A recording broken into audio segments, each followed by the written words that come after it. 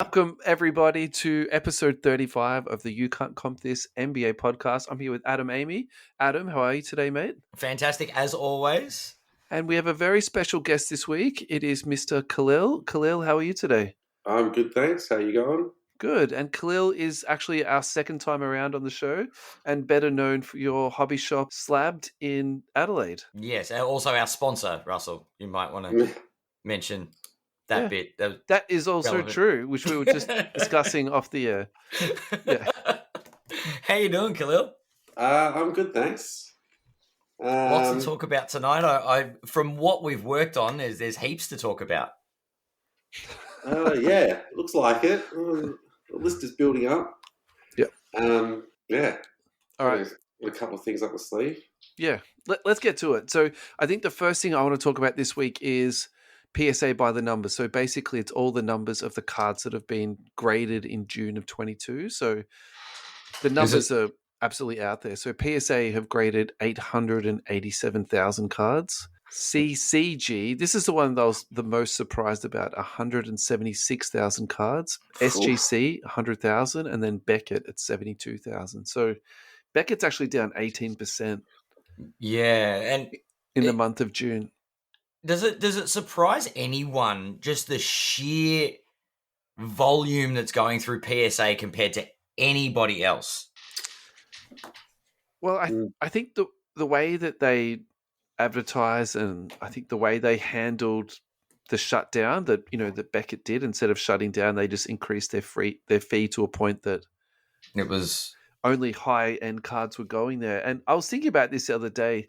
I think the benefit of them doing that is that when you go to eBay or online, all the high-end cards that you do see, they're all in PSA jackets. I think that's a really important thing. And then there was nothing in Beckett at all. So I think Beckett going from clearly the second person on the rack all the way down to fourth is a massive deal, I think, actually. Kahlil, what do you think about these numbers? Well, during the time when the prices went up,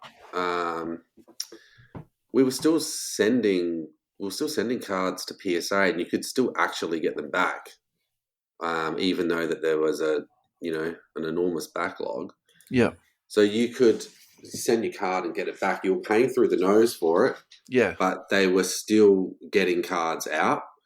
So I think that's probably helped them along this way. I don't know what was happening with Beckett at the time. I don't think it was the same. My understanding of Beckett is they actually stopped taking submissions altogether. And more than that, they actually sent people's cards back. Yeah. Wow. And that's probably contributed to them to, dropping down, right down this list. Absolutely. Yeah. It's not surprising that SGC is where it is on the list. And CSG is pretty surprising. I was surprised about that too. They got eBay. Is it because of the trading card grading, you reckon? Because it breaks it down to say 85K sports and 91K trading cards. So that's like Pokemon, Magic, Yu-Gi-Oh, like your trading card games and things. And they I guess Harry Potter cards or... They did. They started accepting other kinds of trading card game. Because it was just Pokemon initially. And then they started doing possibly Yu-Gi-Oh and Dragon Ball. And so they just opened up the gates a little bit. And then maybe that's why they've been getting more cards. Because I was going to say that's over half of their submissions are on the trading card side. Yeah. Would this include their comics and the rest of it? It says items graded, so we actually, it doesn't break it down. That's a good point. Yeah. All data sourced from pop reports. Beckett pop report data should be treated as representative. There can be meaningful lag between items being graded and it showing up on the primary pop report. Okay. So they're not finalized numbers, but this is what each company is expected to have graded. So there might be a slight change there. Can we just take a slight step back? Kahlil, you just said something that was interesting then. You said that CCG are now doing eBay grading. Is that what you were saying then? I didn't mean eBay grading.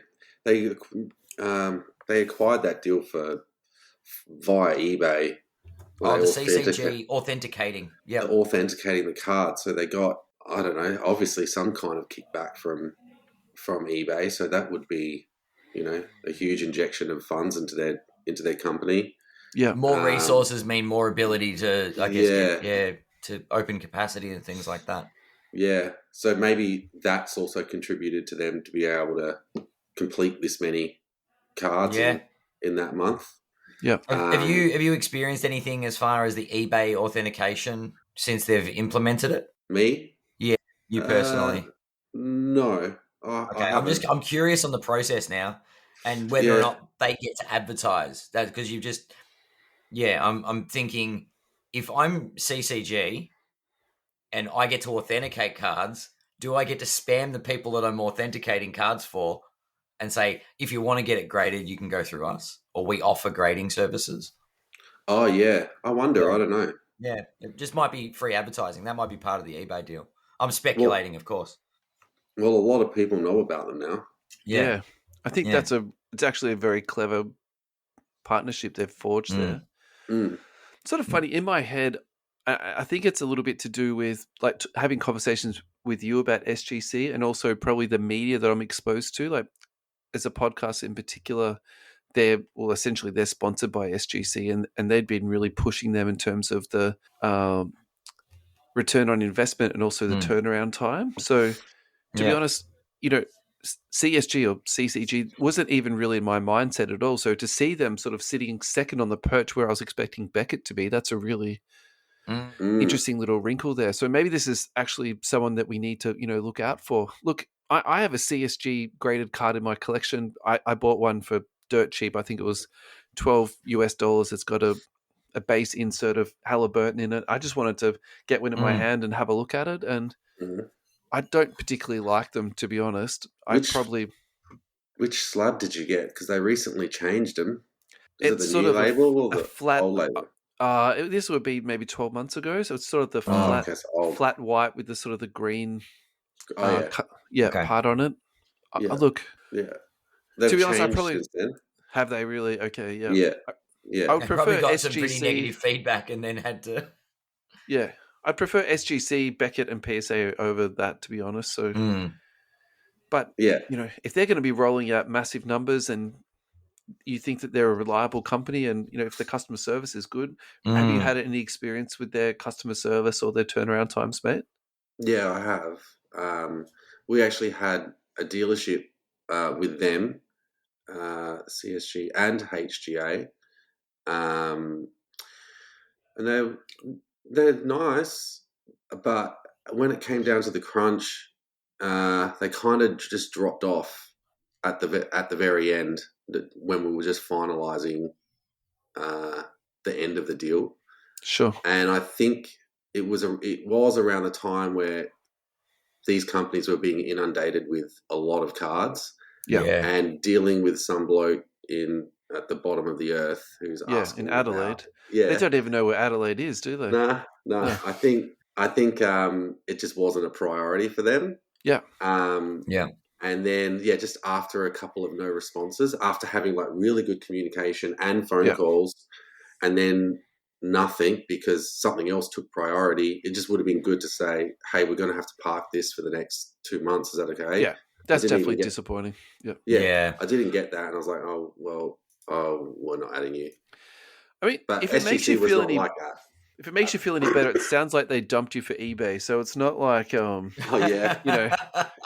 not like they dumped you for some. What are you wasting your time over here for? Let's go for eBay. You'd be more concerned if they stuck with you and gave up on eBay, right? Yeah. Now, card porn have actually, like, because this is on the card porn Instagram. Yeah. Now on the tech side of it, it's actually got an interesting little note.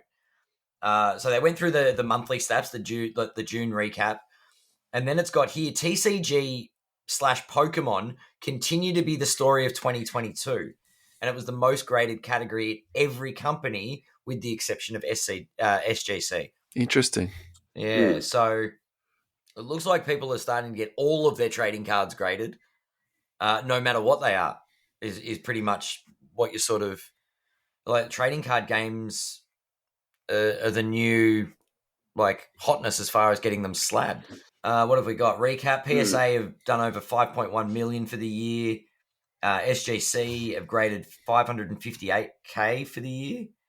Beckett 442, and CCG didn't have pop reports in place at the start of the year, so there's no firm numbers. So you can definitely see the decline there with Beckett. Yeah, well, they shut down, so that would explain that, right? Even after reopening, though, you know what I mean? Like they haven't really built back up. And look, I understand that. I think as customers, why would you want to dip back into a company that literally just shut down? Yeah. They changed their logo. They did. Yeah. So that's where that's what they were doing while they had nobody submitting anything. So staying on the Beckett vein, so there's a fake Jordan story that's been circulating around with card porn. Look, I've spoken a bit about card porn and how sometimes I think they're a little bit too harsh, critical, or too harsh on some people or some places. And look, they're an anonymous source. My gut feeling was that there was somebody that was aligned with PSA.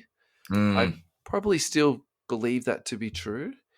But in saying that, facts are facts. So we can put this onto our socials so that everyone can read it. It's a really interesting read. But basically the crux of it is that they've been grading fake Jordans. BGS have been made aware of it and essentially haven't done anything to rectify it. And I think the thing at play here, what separates Beckett from other grading companies in my mind, is that if PSA grades a fake card and it's been made aware of that, the person who submitted that card to be graded actually gets compensated for that. SGC offers the same deal. I'm not too sure about CSG, to be honest. Kahlil, you might know that, but Beckett in this instance do not provide that service and actually essentially just like whitewalled the conversation. It didn't go any further. I don't know about CSG if okay. If they do that or not. No, that's totally fine, mate. I'm putting you on the spot. Yeah, that's okay. PSA definitely do. Yeah. They definitely do that. And there's one of the reasons you pay a premium with them PSA. is that they will buy it back. Yeah. If it's wrong. Yeah.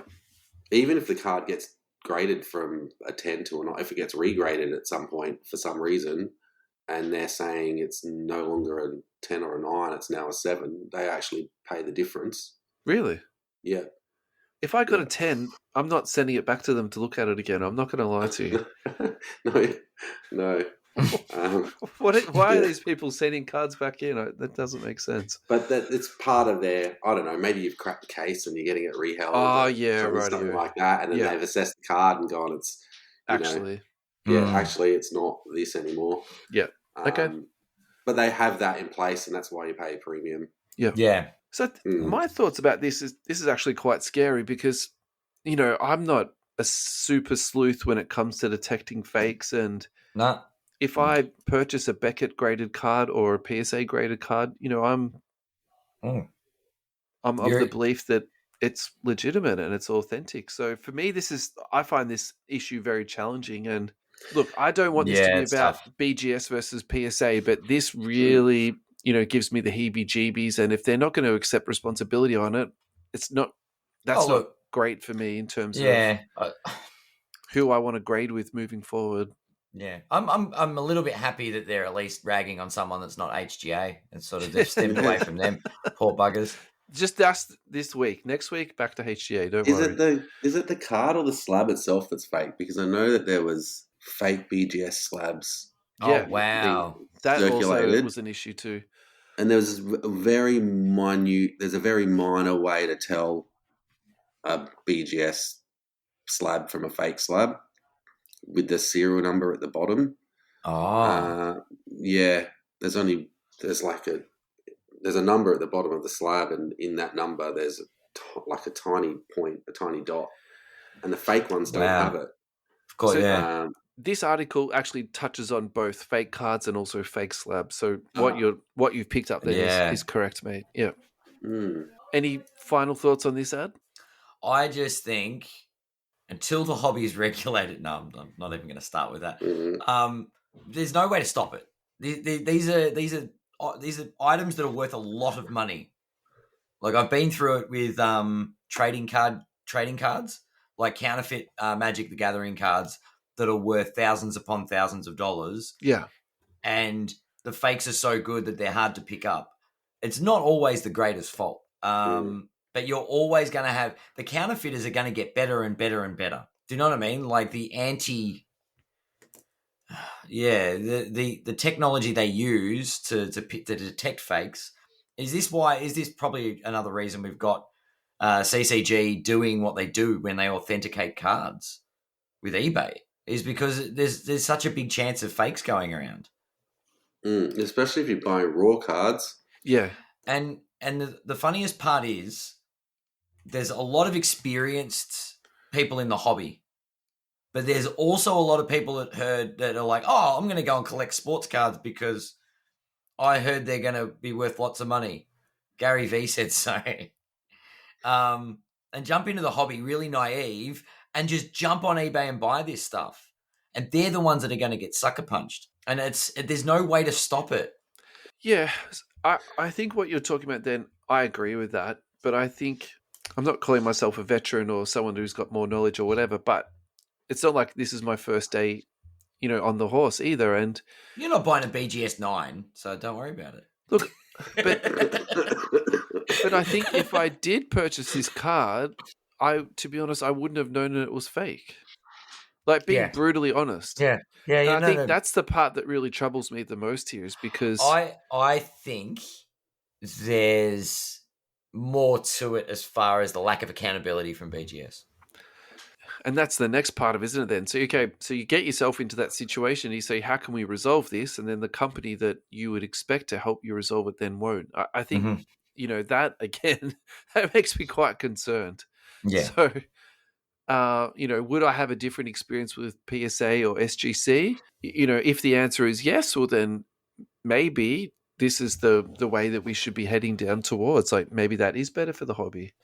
Yeah. Going back to your previous point about, buying raw off eBay. So that is essentially the reason why they're doing it is to stop basically dodgy deals, chargebacks. That's a massive liability for eBay. And it also was for PayPal. And then it's not great for the consumer at the end of the day. So essentially if you're getting your card verified, that's fantastic. Yeah, for sure. Yeah. Kahlil, any final thoughts on this one, mate? No. Great. Yeah, no, all good. Yeah. All right, so let's move on to a more positive story. So $18 subs for PSA have been advertised, and it's all to do with the Nationals. So there's a few things on here that, you do need to talk about. It's not as simple as just an $18 sub, but the offer is good until the 31st of July. So you do need to get yourself organized and set up. Mm-hmm. Exclusive to Collectors Club members, 20 card minimum, declared value limit of 199. And this is something I want to talk to you about, Kahlil. 150-day estimated turnaround time. However, reading online, 150 seems to be very generous. It's more likely to be 300. Wait until they edit. When they edit it and it says 150-month turnaround time because of the sheer volume that gets submitted. Yeah, so, reading online, it's more seems to be 360-day turnaround time is, more practical or a more pragmatic sort of expectation. So, So, Kahlil, talk to us about your perspective on this, mate, because this is perfect for you to come on this week. And it is a good price point that we've been waiting for. I've been waiting for this.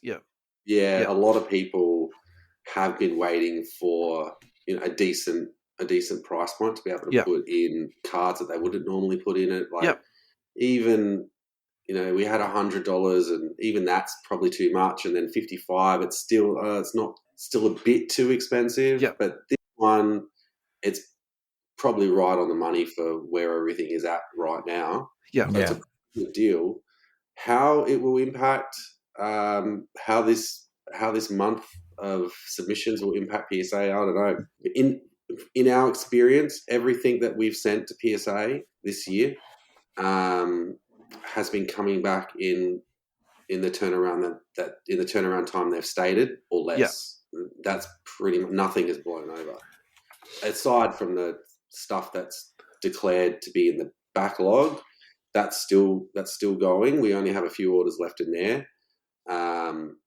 But anything new under the new pricing structure, they've been returned when they said they would be returned. So that's really good news. It's pretty good.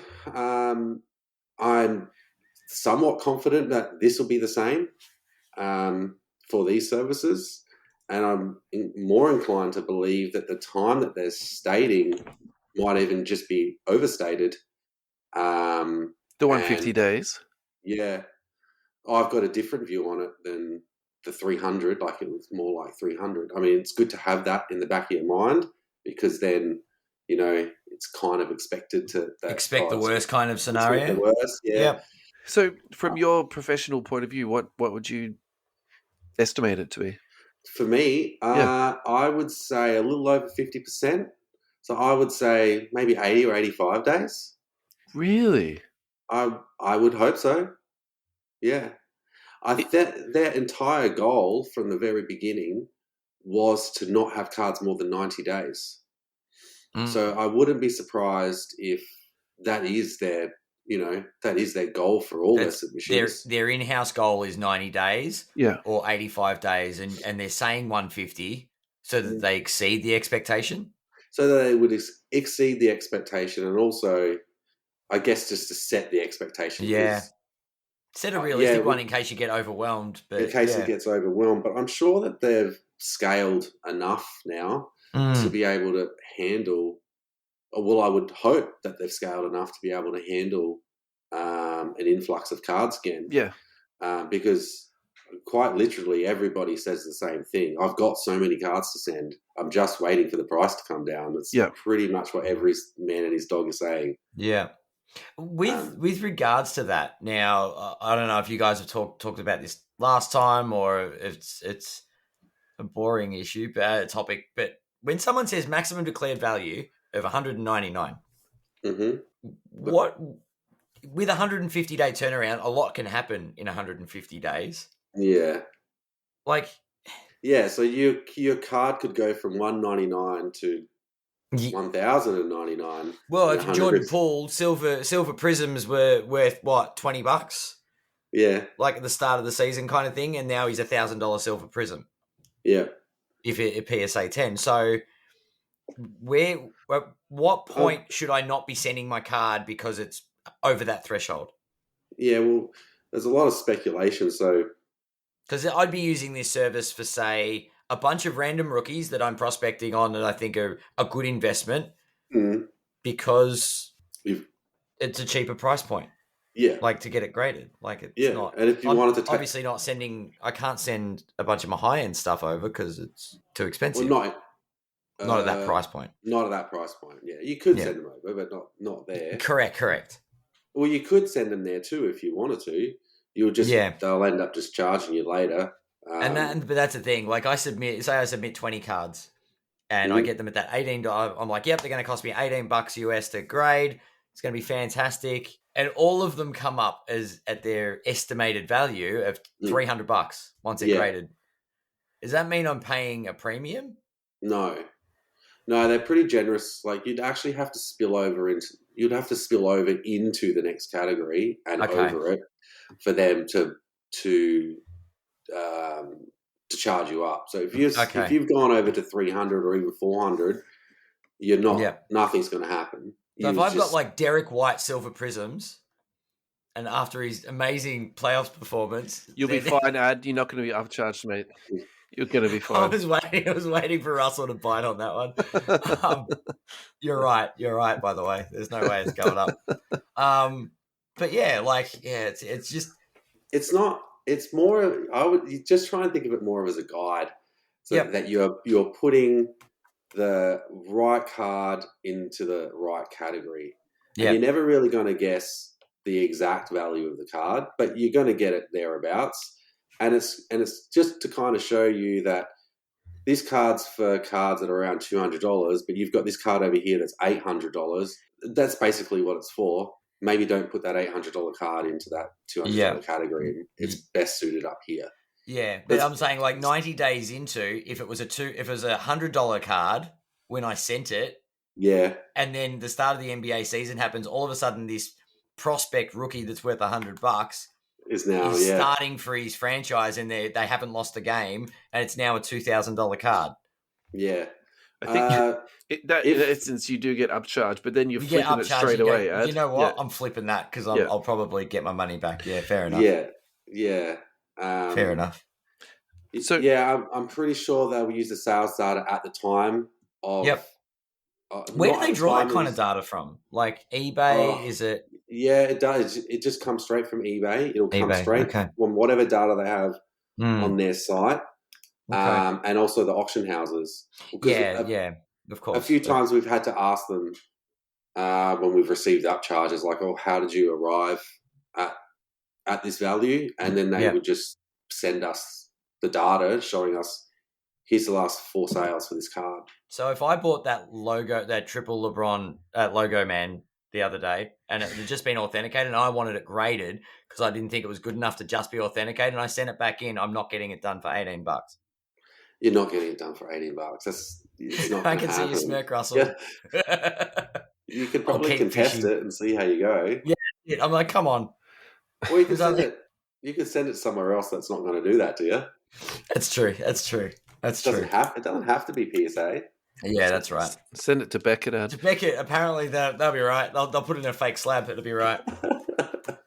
So Kahlil, I did just want to clarify this. So correct me when I'm wrong here, or if I'm wrong. The declared value limit of 199, that's 199 USD.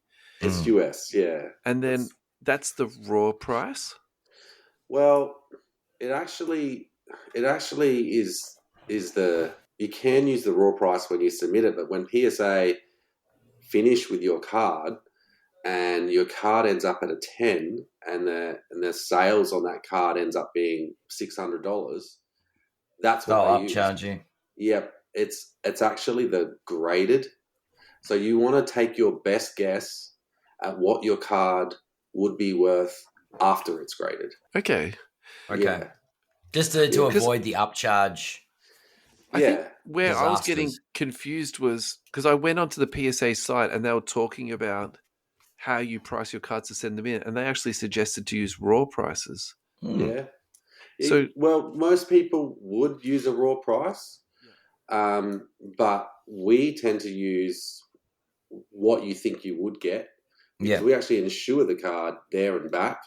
So if you write down on your form in the very beginning $199, and your card ends up being a 10, that's coming back in that service level again.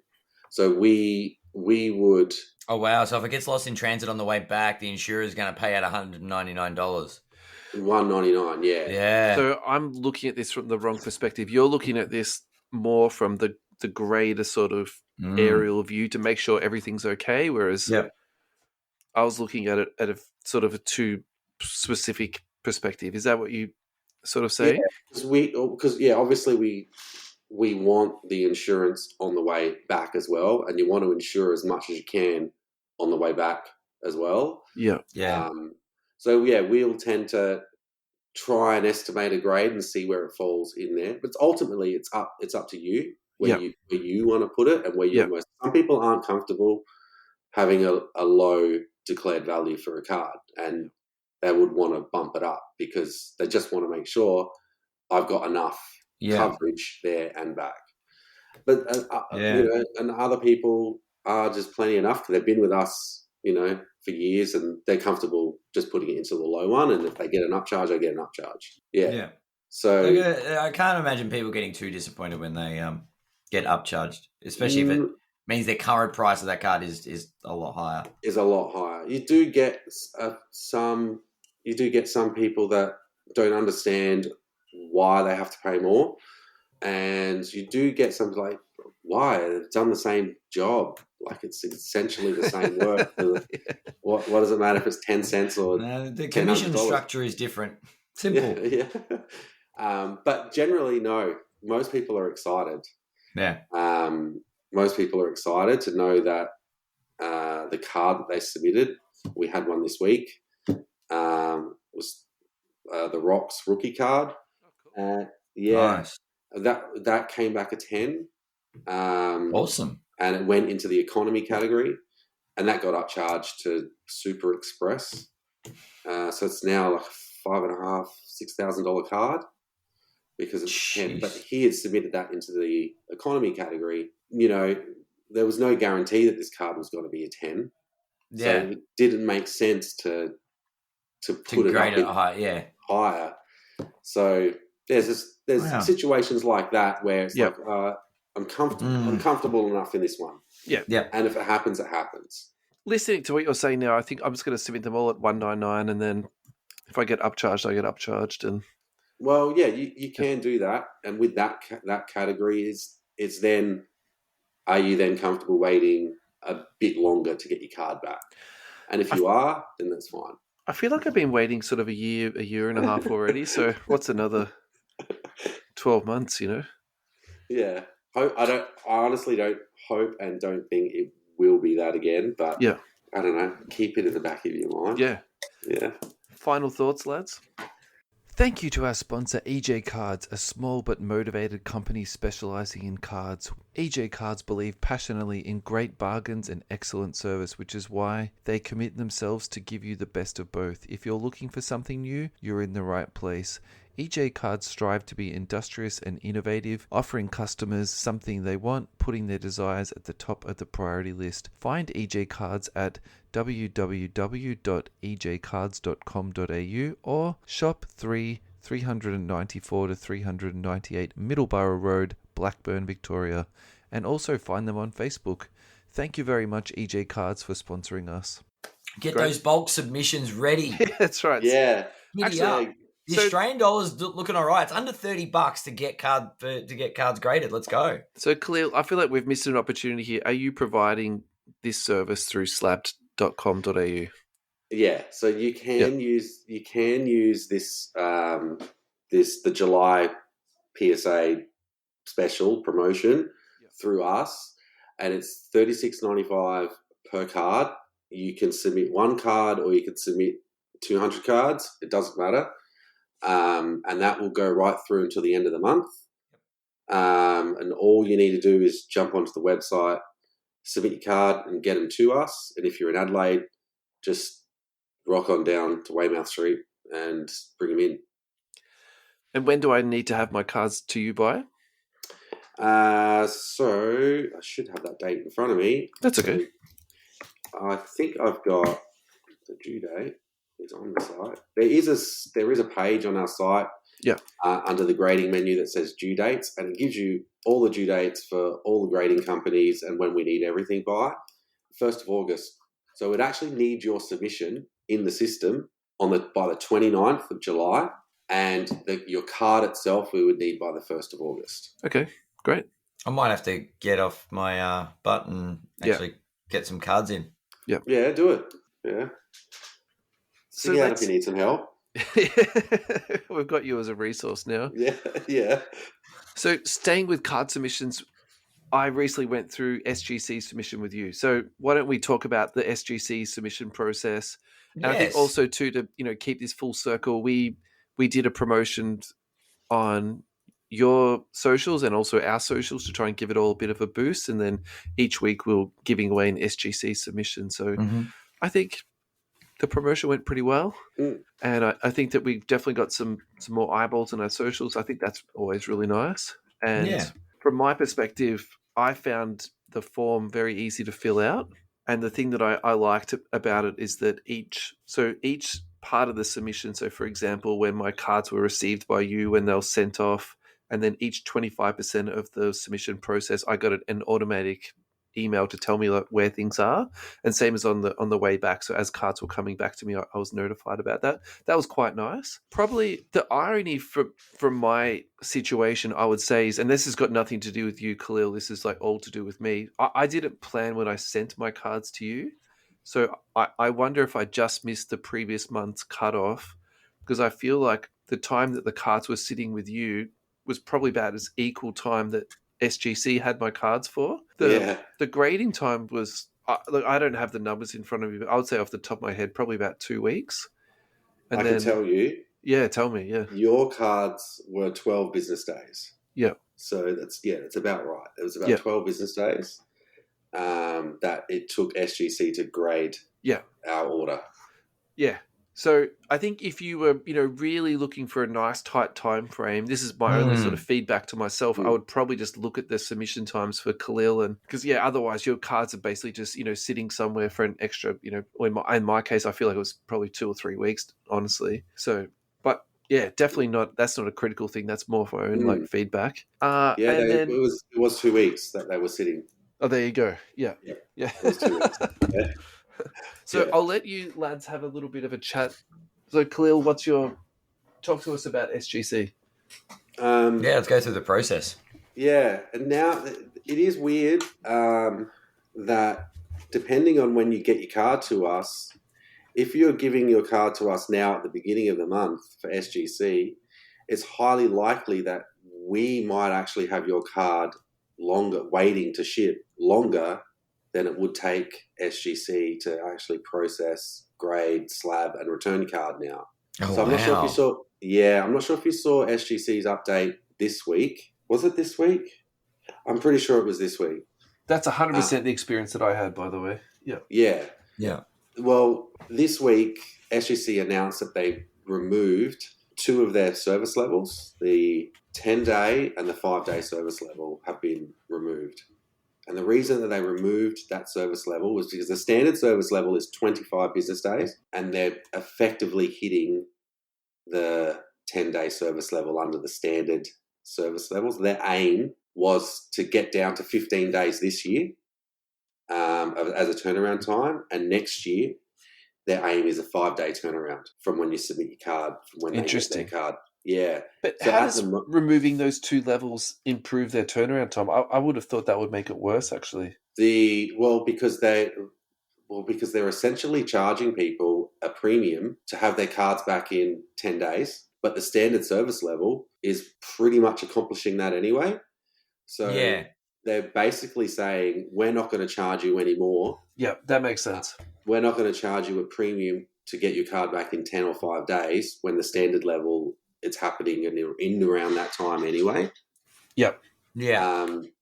So from here on in, with SGC, you're likely to see your times. This particular submission that Russell did, it was 12 days. Yeah, and it's going to become the norm. That's the norm. So, it makes sense. It's going to be normal, and it will probably get quicker. So I know that their goal is 5 days. So that makes that. You then start to have to rethink, 5 days. That's so quick. You can't even get that done in Australia. No, I can't get mail delivered in 5 days in Australia. Yeah. Yeah. You can't. Yep. So it's pretty incredible. Long term, is this something that I guess our friends at SGC are looking to capitalize on with regards to drawing more business, increasing the volume to reset those expectations, I guess? Well, so the more volume they start turning over, the more their days will blow out a little bit, and then they'll be able to offer that premium service. Or offer an economy service that's got a longer lead time, but a cheaper entry point. Yeah. Yeah, that's pretty good. But if they're getting that kind of reputation for turning stuff around that quickly, surely they're getting they're going to get some good a good reputation out of it and receive more volume. Yeah, I think they do. Yeah, I think they've scaled pretty well. I think they can handle more cards. Yeah. And I'm pretty sure the numbers that they have now are the most that they've ever had to deal with. Yeah. And they seem to be coping really, really well. And they want more. They do. Yeah, they want more cards. Russell, you look very box-like over there. Oh yeah. Well, I haven't opened up my submission yet, so I thought I'd do it on the pod. So of course. You guys keep talking though. I'll start to open it up. All right, I can't actually remember what you ended up getting. It's a little while ago. I just see an Australia Post logo. That's an old age thing, mate. Let's keep it real here. So So I'll make more of a confession to that. I can't even remember the cards that I submitted. I definitely submitted a Halliburton Genesis, and then after that, I actually can't remember the second card. I'm assuming it would have been a Fox. Yeah, that would make sense. Yeah. That would make sense. All nice right, what box. have we got? Nice little thank you card. Very nice. Did you draw that, Kahlil? No, our artist drew that. That's our business card. And there's a set of, it's getting close to 15 or 20 of them now. Okay. That's one of the last ones we have left, but there's a new lot getting printed. So nice. Should I put that away as a collectible? Yeah, definitely. Send it off for grading. It's got to be worth a packet. There's a limited print run of 100. Really? Of that stock. I think that. How do you reckon it'll grade, Russell? Should send it to Slabbed and get him to send it off for grading at SGC. All design. Got a little bit of corner damage, actually. Oh. Sorry, that's boys. all right. Maybe just put it in a slab then. Do you like the way I try to initiate like segues? That was excellent, Adam. You should be in marketing. I've been told I shouldn't be, but alrighty, I'm just going to rip these out. Bubble wrap. I'm not going to do a fancy reveal. Oh, that's all right. I'm completely wrong. So that's not Halliburton. This is a number Giannis, 96 of 99, 9.5. Very good. Nice. That's pretty good. Very nice. Oh, 8.5 for the Genesis. Okay. Ouch. All right. Still a nice card. Yeah, beautiful. Big reveal. Yeah, that was fun. Not too bad. As I said, I'll have to get off my butt and get some cards into. Yeah, so thanks, Kahlil. That was lovely. Easy process. Yeah, absolutely no dramas at all. Yeah. You weren't worried at all along the way? Russell never worries. No, I do worry, but I think probably the thing that I try to think about is probability. So I don't know how many parcels I've posted over the years, but let's just say it's 1,000.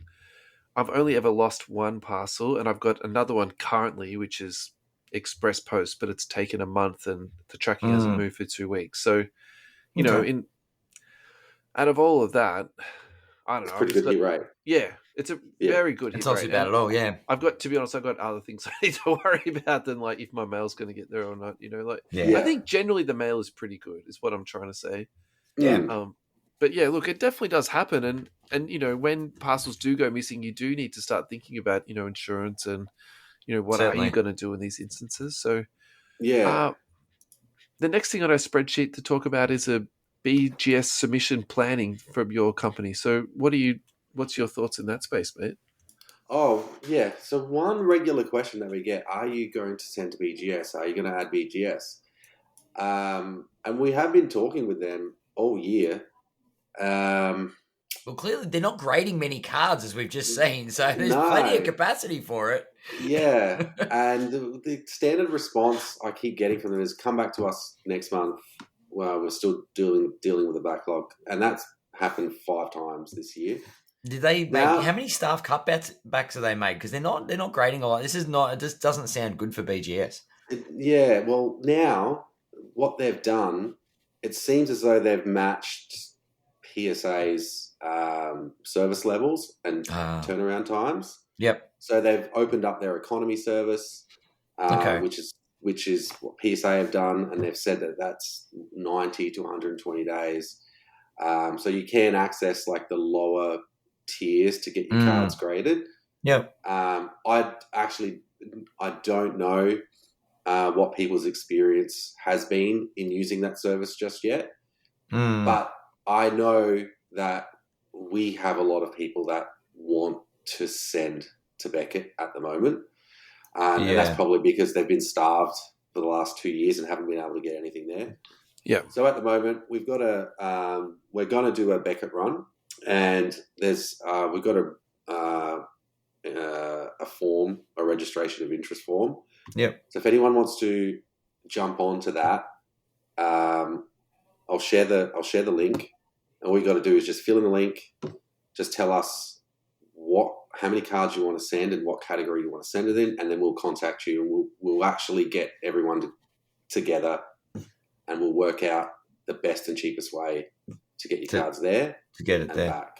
Nice. So it's basically a group submission where everyone's going to contribute to paying for the shipping there and back. Mm-hmm. And I guess the more people that are in it, the cheaper it's going to be. Yeah. And then we'll take care of everything else, obviously, like all the forms, all the customs, all the insurance, all that stuff. But there's a fair number already just after 1 week. So we'll run it again next week, and then, we'll get a submission over to Beckett if anyone wants to get in on that. There's definitely people who love BGS. There's no two ways about it. Yeah. There isn't, no, yeah. So, and it'll also be interesting. I haven't submitted to Beckett. Only on behalf of a customer once before. Yeah. But it was just a card. I haven't done a group submission with them before. So it would be interesting to understand their process. Yeah. And judging by their website and everything else, it doesn't look like it will be smooth.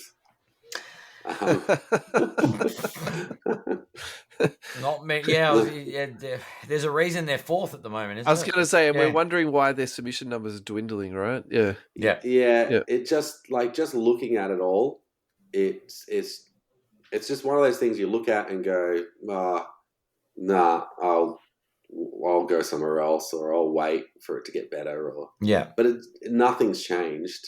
It looks as clunky as hell. And the good thing with PSA and SGC, they're actively always developing something and improving their processes, and it just gets easier and easier every single time you submit with them. I don't know that for Beckett. It doesn't look like it at a glance, but we'll see. But that's also one of the reasons why I haven't committed to sending to them every single month. And we will submit to them. If the process is super convoluted, it might be every 2 months, because it might take you that long to compile all the cards and go through all the hoops.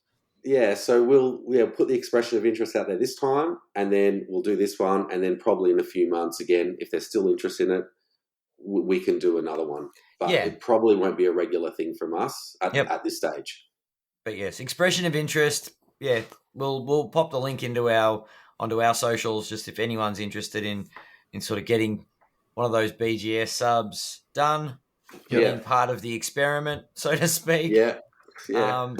Click the link and see how you go. And we don't know how many days it'll take, because they're eternally working through a backlog.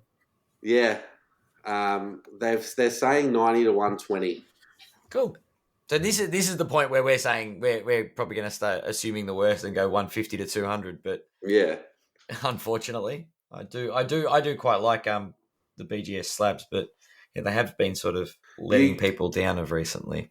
You can pay the premium if you want to, which is $255, and you'll get that back. Quickly. Pay for a premium service. Yeah, exactly. Yeah.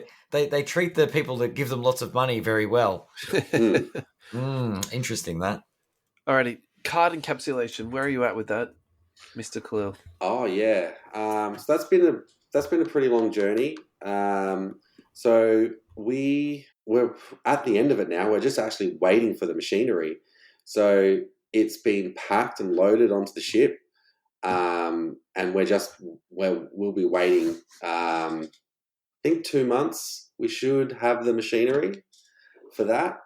And that's a service that we're going to provide our people that want to get their cards encapsulated, but not necessarily graded by a company, but have them encapsulated. Will they have a tag? Yeah, they'll have a label. So that business card that you saw. I was going to say Russell's going to send that back to be encapsulated. To get done, yeah. So that's coming back. The fella that drew that, is doing our labels. He'll be able to do a matching label to the card that Russell's going to send back. The first lot that we're doing will be for Pokemon, and nice. It will be we mainly bought Pokemon slabs. There are some sports ones, but majority is Pokemon, and it will be aimed a label that would be attractive to kids. Because a lot of kids really want a slab or get a card graded. And when they come in and they're there with their parents and we tell them, oh, it's $55 or it's $100, it's pretty out of reach for kids. That's a lot of pocket money. And mum and dad are generally going, I'm not paying that amount of money. Yeah.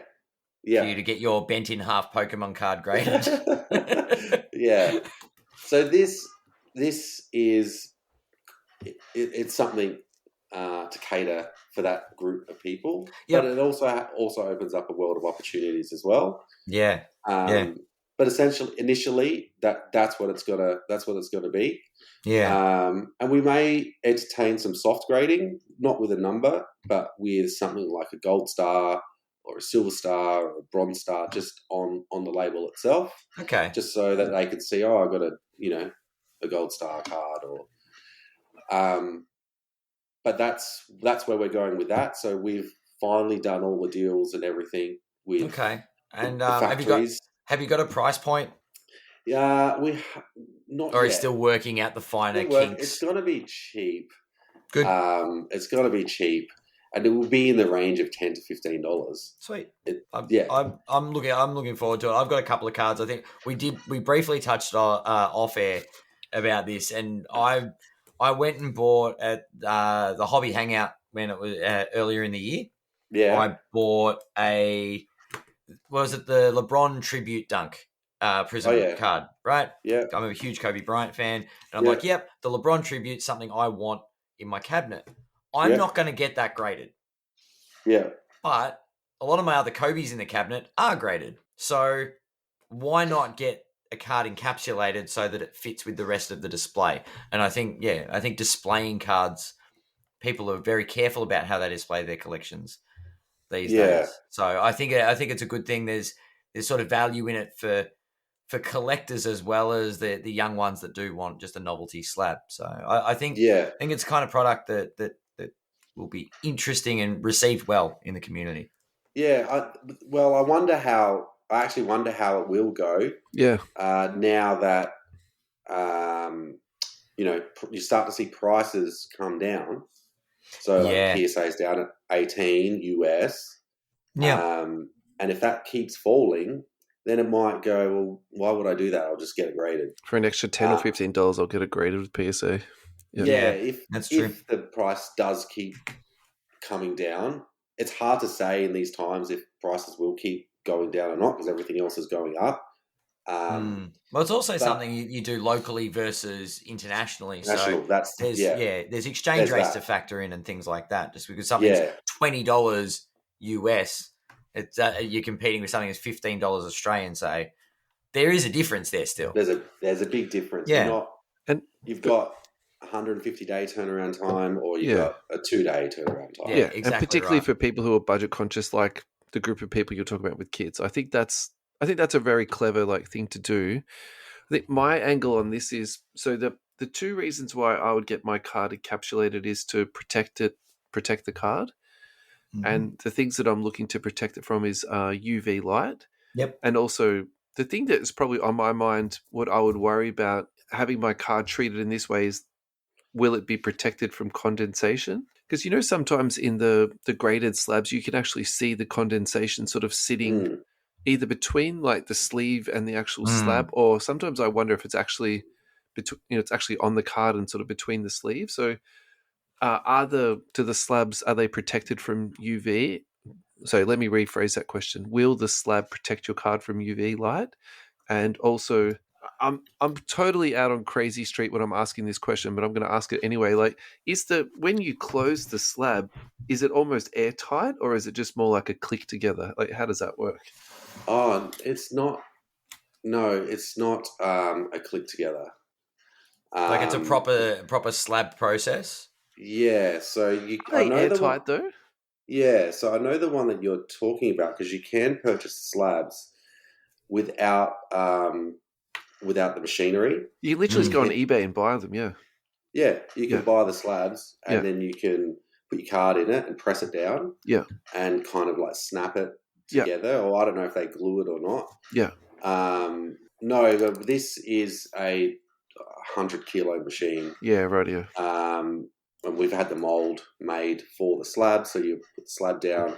But it seals it, sonically seals it. So you can't bust it open, but in the normal way that you would usually crack a slab. Yeah, sure. That's the only way that you would get it open. But no, it's not sealed together with your hands, if that's what you mean. Yeah, well, because in my mind, like a glorified one touch. Yeah, it's not a glorified one touch. So. But I'm asking, like, is it possible? Will it protect it from condensation? Like, do you know where I'm sort of getting to with that? How does the condensation get in there? I've seen it a couple of times. I don't know. I would assume it's in people that live in high humidity areas and they don't have their cards in a temperature controlled environment. We did a bit of a discussion about this earlier on when we did the pod, and I've basically gone all in now. I've got all my boxes filled up with those little satchels that absorb moisture. The silicone pouch things that sucking the pretty much moisture, just put the word out to my friends that I know do a bit of internet shopping. Can you please keep them for me? They've been given to me also. All my boxes now are just filled up with those. Whether that's going to make a difference or not, I honestly, I'm not sure. Yeah. I know that some cards, sometimes if you press on the front of the card, like if it's a glossy card, you can, like an optic card. Yeah, like you could see, it does look like condensation, but it's not. Yeah, it's just the gloss. Because I've actually had people say, "What is this? I think something's wrong." And you take it back to PSA, and they've got some name for it. I can't remember it off the top of my head, but they usually just reject it and go, "No, that's this issue. It's normal." Yeah. So no, I haven't actually seen anything with condensation in the card. Okay. I've experienced. Anyway. I mean, talking about probability, it's low. It would be pretty low, I would say. And if it's sealed properly, should be extremely low. But yeah, I don't know. UV protection? Well, that will come down to the plastic. I don't know. I'm putting you on the spot. That's okay. Yeah. Why don't we talk about this later? Yeah, let's talk about this later because. Yeah. Yep. I'll check. I'll check exactly. Yep. Great. Tell us about your trade day that you had recently. How did that go? That actually went pretty well. I couldn't even tell you how many people were there. I was behind the counter, behind our table. The mall was full. There were a couple of footy players there signing autographs today. Oh, this was in conjunction with the other basketball shop in Adelaide, wasn't it? What's the name of that shop? Sports Card World. That's right. Yeah. Yeah. Yeah. So I kind of rocked up there to a full hall, and it went really well. And the main purpose of the day was collecting submissions. So it was people coming up and bringing their cards and submitting them for grading to get sent off. Wonderful. It was initially going to be for SGC, and because our SGC due date is tomorrow, so there was some SGC stuff coming through. But because the announcement of PSA this week dropping their price, there was just an influx of people bringing in cards to get sent to PSA in the end. PSA grading, yeah. Yeah. So that went pretty well. We sold a few cards, but really didn't take much with us to sell. Yeah.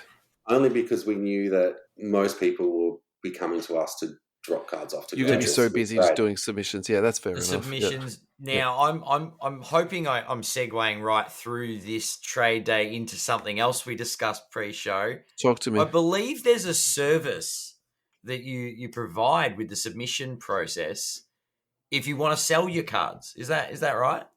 Oh, yeah. So if you've graded your cards with us, one of the steps in the process is if you want to see the grade of your card, you can reveal the grade directly on our site. Yep. You hit the reveal grade button, and it will tell you the grade of the card. And at that point, if you decide that you want to sell the card, you'll see the sell button right next to the grade button. You can just hit that button, sell, and whack in the price you want to sell your card for. Yep. And that's it. And it will listed on. It'll get listed on our site. We'll load the pictures on of your card. We'll share it on our social media. Yep. We'll tell you all the detail that you need, in terms of selling the card with us. Yeah. And we'll take care of the rest. Oh, that's... So, yeah, it's pretty... That's impressive. The idea is just to make selling a card easier than it currently is. Yeah. And is there any additional charge or fee or anything? Yeah, there is. And when you do push the button, it'll tell you all the charges. So a couple of the standout points are, we'd like to keep your card for 90 days. We'd like you to give us 90 days to sell the card. Yep. After that, if you're like, I don't really want to sell anymore, can you give it back? No worries. Or can you try again? Can you lower the price? Or can you increase the price? You've got options to either take the card or keep listing it, or ask us to put it on, an external auction house or something like that. Yeah. And we take 6% of the sale. Interesting. But, that just sounds like it sounds like a fabulous additional service. It's something that I hadn't heard with previous stores. Not that I deal with a lot with regards to sending submissions off, but I think it's a great idea. It's very innovative to be like, find out your grade. Yep. Happy with it, not happy with it. Oh, that was a great grade. That graded better than I thought. I want to try and flip it. So bang, click the button, and we're already in the process. I think you're already in the process. So you set the price. Yep. You might want to sell it for $200. You just whack in $200. Can I click the button before I know the grade? No. And mess with people? No. You can't. Damn it. I was actually just about to ask you that because I didn't find my grades out. I did that. I didn't know my grades until I opened them out of the box. So in a scenario, you can do that now. I would like to sell grade unseen. So in a scenario like that, I'd have to know what my grade is before I sold it. Yeah. Okay. Fair. Yeah. Of course you would. Yeah. So any card that you've graded with us in the past, they're actually all set up in your account to sell. So if you've had cards with us that you've graded over the last couple of years and you're like, I wouldn't mind moving these ones, you can just log back into your account and hit sell and set a price, and that's it. Oh, wow. Cool. Yeah. And it facilitates the process very, very well. Like for a small fee, you get the peace of mind of putting the card out there for sale. Yeah. And I know, we all know the pain and suffering that comes into selling stuff. It can be pretty painful. And the beauty about it is, if you've listed your card and you happen to come across someone that wants the card or wants to buy the card, you don't really want to deal with them or do all the back and forth. You can just go, here's a link. You can purchase it off of there, and then we take care of the rest. Yeah, nice with them. Nice. No, I think it's a great additional service, and there are some time wasters out there. Yeah, so you can handball those guys over to us. Yeah, that's right. You don't have to worry, and then all you get is the final payout. That's it. That's it. Trouble free, hassle free. Yeah, you guys can deal with the is it available ghost. Yeah. Hobby hangout in Melbourne, August 21st. I have a little bit of personal news for this. I will be there breaking. I've been invited. I feel very, very privileged about this. So I'm going to be there with Alvaro and I'm going to be there with John Williams, and that's part of the Fast Break basketball card group with them. So thank you very much, lads. Honestly, I'm honored to be there with you, and I can't wait to be there with you guys. So I'll definitely be there on the day. Please come by the table and, say hello to us.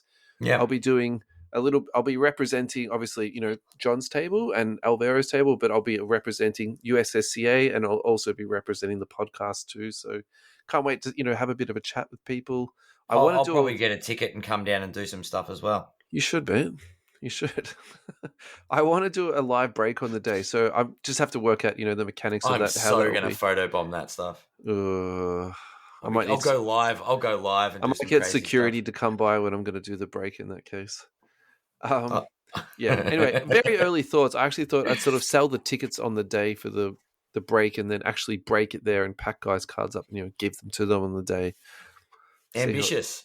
See how it goes. I like it. I like it. So I can't wait. August 21st, that's in Melbourne.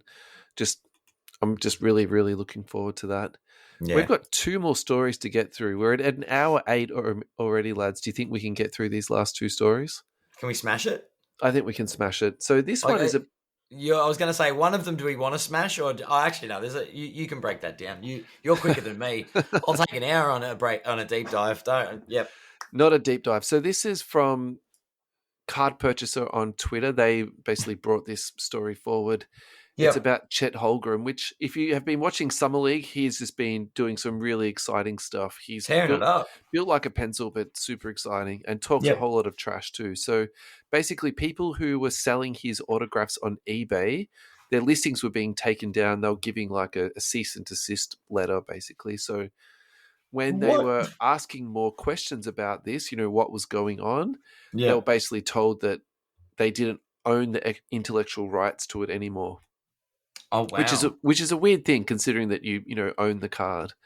So when there's a few more screenshots that have basically come to light on this, and basically his manager has advised him to tear his contract up with Topps. So now all the cards essentially don't belong to Topps anymore. They intellectually belong to Chet. And I hope I'm getting this story right now. It seems very legally complicated and also a very strange thing considering you would think that it's a licensed product and you own the I think Chet's agent needs to go out and actually do his job properly. But anyway. Well, I actually wonder though too is if he signed a contract with Topps and actually he wants him to sign with Panini, which is I would assume where the real money's going to be in the next couple of years. That's interesting. That's my tinfoil hat take on this situation. So I suppose, where do you go from this? You just sell it on a unregulated site. So, for example, you would sell it on Facebook sites or you would razz it on a royalty card page site, something like this. Any thoughts on this, lads? I've just been reading it and I'm just like, it stinks of like spam, like someone pretending to be an agent for him, but like it feels so far-fetched. Well, actually what it reminds me of is the LaMelo Ball situation, because if you remember, he signed all of his college stuff. Yeah. And his argument why he never signed pro stuff for 6 months he held out, he argued that his contract was for college product only and that his contract never included the rate or the fee or the volume for pro stuff. So when they sent him the 12,000 autographs that he needed to get done, he basically just held out and just never did them. So I don't have to do this, not part of the contract. Yeah, and look, he's definitely signing some stuff now, but he has definitely not fulfilled his entire obligation allotment. Yeah, and a lot of that stuff now is white box redemptions, which is coming thick and fast at the moment via Emily. Kahlil, you look a bit perplexed there, mate. What's your thoughts on this? I don't understand what's going on. It's a weird situation, isn't it? Yeah. I'm reading I was reading the tweet and reading the screenshots. So, but I'm not. Yeah. It's not making any sense to me. That's okay. Let's leave it at that. It's a quick soundbite. So let's go from one weird situation to another weird situation. Is it weird though? It's very weird. The Minnesota Timberwolves receive Rudy Gobert. The Utah Jazz receive Malik Beasley, Patrick Beverley, Leonardo Bolmaro, Walker Kessler, number 22 pick in the draft, Jared Vanderbilt, who I'm super high on. Now, this is the part where I need to take a very deep breath. 2023 first-round pick, 2025 first-round pick, 2026 pick swap, 2027 first-round pick, and 2029 first-round pick. I mean, that is just the most ridiculous thing I've ever heard for Rudy Gobert. I was going to say, are they getting Kevin Durant? So, if that's what you get for Gobert, what do you get for... What do you get for Kevin Durant? Yeah. Well, you see, how many other players are on the roster? They've got the 2028 first round pick they could give up. 2030, they could do that. They can add another 5. Yeah, this is paying overs, just paying overs. Look, like I think Beasley, Beverly, like the players, it doesn't bother me, but yeah. the Timberwolves have gone all in. They've pushed all of their chips in. Literally, they've pushed all of their chips in. I don't think they can actually legally put any more draft assets forward. They're like, this is our shot for the next, literally for the better part of a decade. You can't trade consecutive first-round picks. So that's why it's 23, 25, 27, 29. And that's why the 26 a pick swap. They can put a couple more pick swaps in, I guess. Yeah, but essentially, you're still losing your first-round pick. So, if this goes pear-shaped, the Jazz hang on. Who are we talking about? This is the Minnesota Timberwolves we're talking about. When this goes pear-shaped... I think there's an element of risk of putting Gobert with Towns. I don't think that's controversial to say that. That's not a sure thing that's going to work. It's just it's such an all your eggs in one basket play. Yeah. And is that the best play you could have gotten for that draft package? All they've really got left is trading off D'Angelo Russell, isn't it? That's the only thing up their sleeve. I don't think you could move him on. I mean, you would have to put a draft asset with Russell, I think, to move him. It's tough, isn't it?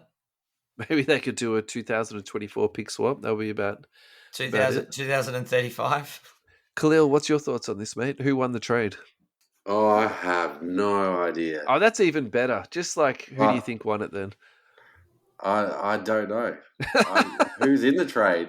It's literally Rudy Gobert for a bucket load of stuff. Yeah. Rudy Gobert, I don't know. Patrick Beverley, do you reckon the Jazz are going to keep him? Before. That's the thing. The players aren't the thing. They're giving away 4 first round picks and a swap. So it's the equivalent 5 It's 5 picks, man. I think. Oh well, they got Walker Kessler, right? So that's already a pick. Yeah, well, that's 6 picks, really. Yeah, that's a first round pick. Yeah. Yeah. So literally 6 first round picks. Vanderbilt was a first round pick, and that's good. Well, So where the Wolves struggled last year was defensively, and they struggled on the board. So he'll come in and fix those. Well, he'll fix those 2 things immediately. Like as soon as he walks onto the court, that's solved. But the question is how good will they be? And by if there's any dissatisfaction, amongst this group, they're screwed. The cup half full perspective on this is that because Rudy Gobert is not young. If they traded this for Rudy Gay, there's an issue. However, Ant-Man and Towns are still relatively young. So the hope or the thought is that, the worst case scenario, they're sort of like a 6, 7, 8 seed. Yeah. But yeah, I don't know. Yeah. To me, that's a lot. And I just feel like for that much, expenditure, you could have gotten a lot more back, but for sure. Yeah. That's crazy. I think it is an excessive amount of assets to give up. Yeah. Look, it's future picks. They could be late first rounders. They could be. Do you know what I mean? Like, yeah, they definitely could be. They but can I think win the trade. Well, that's If Minnesota wins a championship in the next 8 years, they win the trade, right? But do you think? Okay, so let's take that viewpoint. Do you think they can win a championship with Ant-Man, Gobert, and Towns, and Russell? Okay, sure, and Russell without Patrick Beverley? Like, realistically. No. Yeah. And so for me, that's why I don't think this risk is worth it. Because if you then give up a number 1 overall pick, or you give up a number 1 and a number 5, and you haven't won a chip, it's like, well, it's tough. And they've given up draft assets, which is the biggest problem, right? We don't know what Ant-Man's going to be.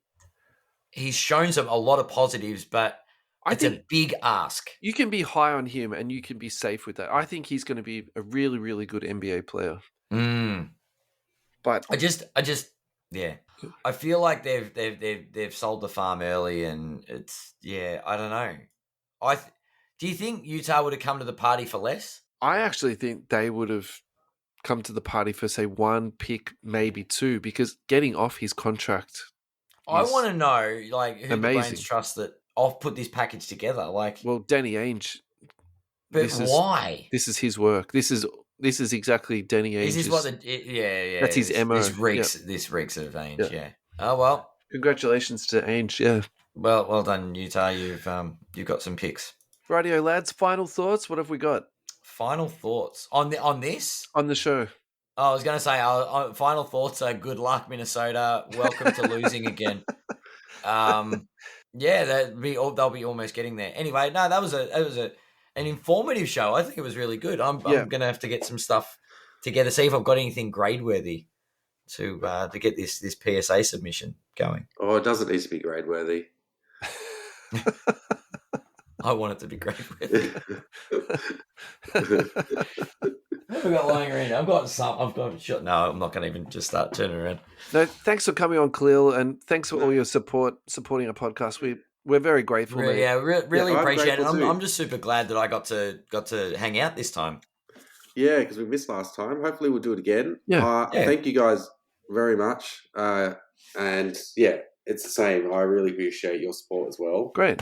And if you want to send some cards over, send them over. Yeah, we'll send some cards over, and hopefully, if you're free in August, I come and join us at the hobby hangout. Yeah, and if you come down to Melbourne, mate, definitely come. Oh yeah, okay. Yeah. And grab a spot in the break, one of Russell's breaks, and then we'll sabotage it. All right. I'm actually going to get security. We will hijack his break. I'm going to point you out to security, Adam. This guy here's been harassing me. Do you have to be at the hangout for the break? Yeah, it's going to be a live break there. Yeah, it's going to be a live break. My dream is be live. Yeah, no 5-second delay. You're screwed. Yeah, people actually will come to the table and buy a ticket. That's my dream. We'll see what happens. Yeah. All right. Yeah. I'm going to come with my Regulate the Hobby T-shirt. Start a protest behind your break. I won't do that. That's pretty funny. A Regulate the Hobby T-shirt. That's it. Yeah. That's cool. Alrighty, guys. Thank you so much. Have a lovely week. And thanks, everyone, for listening. Take care of yourselves.